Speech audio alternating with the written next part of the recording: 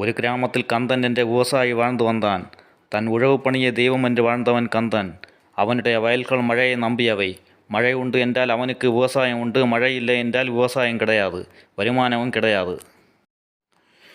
ஒரு தடவை அவ்வூரில் 12 ஆண்டுகள் மழையே பெய்யாது என்று ஜோசியர்கள் அறிவித்து விட்டனர்.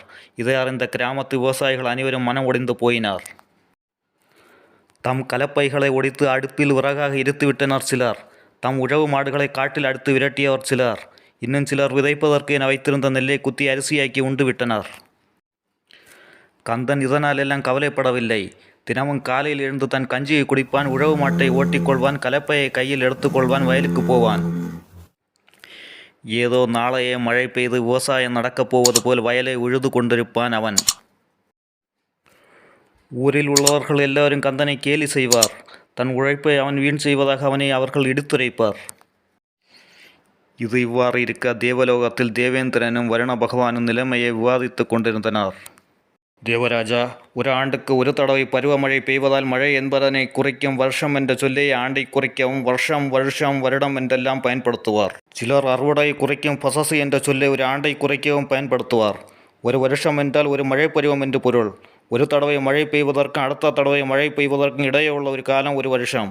மழையை பெய்யவில்லை என்றால் வருஷத்தை எப்படி கணக்கிடுவது? 12 ஆண்டுகள் கழிந்து விட்டன. இப்போது மழை பொழியும் என்று எப்படி அறிவது?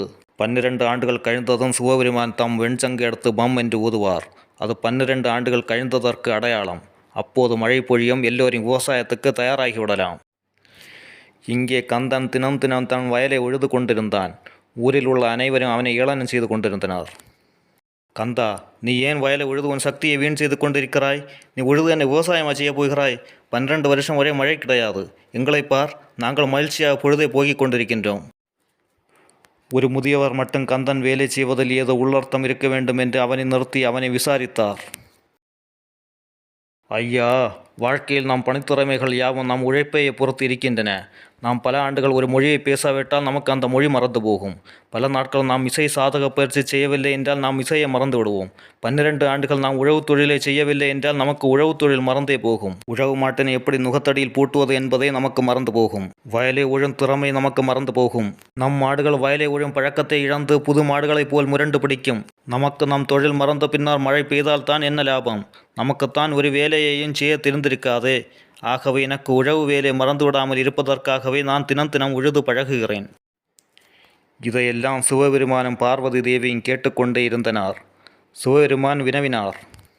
தேவி, 12 ஆண்டுகள் ஒருவர் ஒரு காரியத்தை செய்யாவிட்டால் அவருக்கு அந்த வேலை மறந்து விடுமா?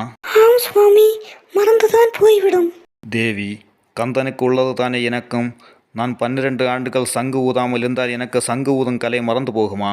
ஆம் சுவாமி, கந்தனுக்கு உள்ளது தான் உங்களுக்கும். தேவி, அப்படியானால் நானும் சங்கினை ஊதி பழகிக் கொள்கிறேன். சிவபெருமான் தன் வெண் சங்கினை எடுத்து பம் என்று ஊதினார்.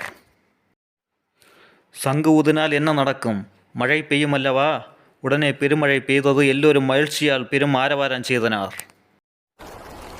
இவ்வாறு கந்தனுடைய அயராத உழைப்பால் விடாமுயற்சியால் 12 வருஷங்கள் கழித்து பெய்ய வேண்டிய மழை இன்றே பெய்தது. அனைவரும் நன்மை பெற்றனர். இத்துடன் இக்கதை நிறைவு பெற்றது. நண்பர்களை, இந்த வீடியோ உங்களுக்கு பிடிச்சிருந்தால் லைக் பண்ணுங்கள், உங்கள் நண்பர்களுக்கு ஷேர் பண்ணுங்கள். மறக்காமல் என் யூடியூப் சேனலை சப்ஸ்கிரைப் பண்ணி பெல் ஐக்கானை கிளிக் பண்ணுங்கள்.